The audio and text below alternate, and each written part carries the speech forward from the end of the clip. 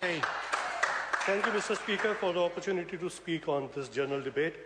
Mr. Speaker, there is a lot of positive that national government has achieved. Heaps of rubbish is being dumped by the Labour opposition, which is totally opposite to the facts. I tell you, sir, ethnic community doesn't believe in the Labour Party policies anymore. New Zealand economy is better shape because of the national government's strong, sensible economic management. Our government's economic plan is to deliver faster growing economy, more jobs, and return to surplus, which remains on track despite ongoing uncertainty in many parts of the world. Mr. Speaker, the national government has growth-enhancing tax system, which public service and support for the science, innovation, and trade. We recognize that our future economic performance depends on creating more new ideas and competing with our global competitors. Mr. Speaker, funding has risen by 28% in past 4 years. We have made investment into infrastructure. I am very much aware, being an Aucklander, how important it is to improve the general infrastructure in this area in order to expand the local market. Mr. Speaker, our Prime Minister, Right Honourable John Key, is promoting New Zealand as an outstanding tourist destination. Number of visitors from overseas have increased to visit all destinations in New Zealand. $158 million have been invested to boost tourism. Not only our tourists bring the tourist dollars, the national government is selling more what our country is producing to the world. We therefore create more job opportunities for New Zealand businesses to grow and hire more staff and invest in the future.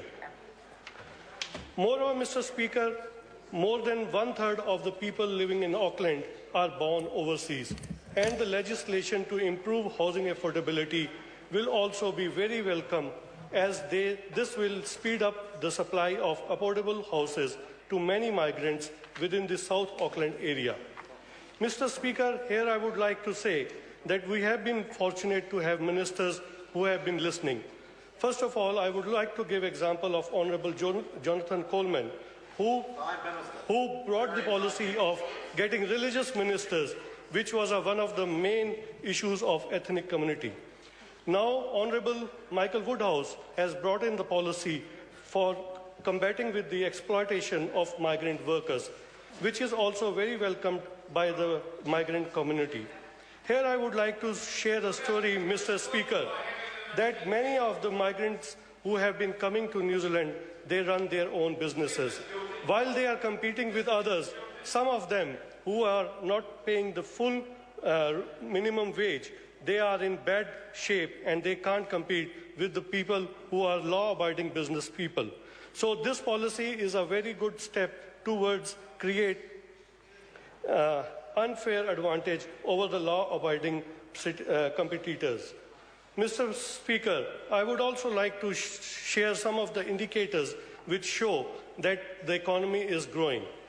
While I was talking to many of the taxi drivers during early 2008 and 2009, they were complaining that they don't have enough business.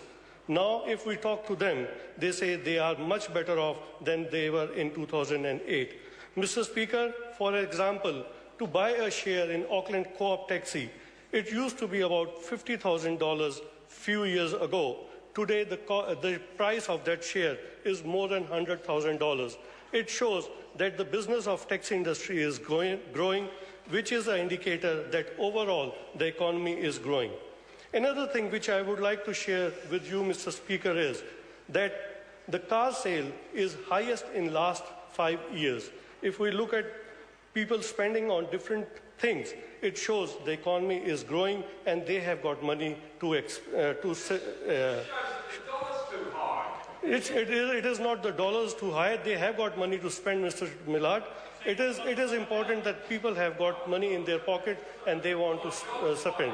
Thank you, Mr. Speaker. Order, order.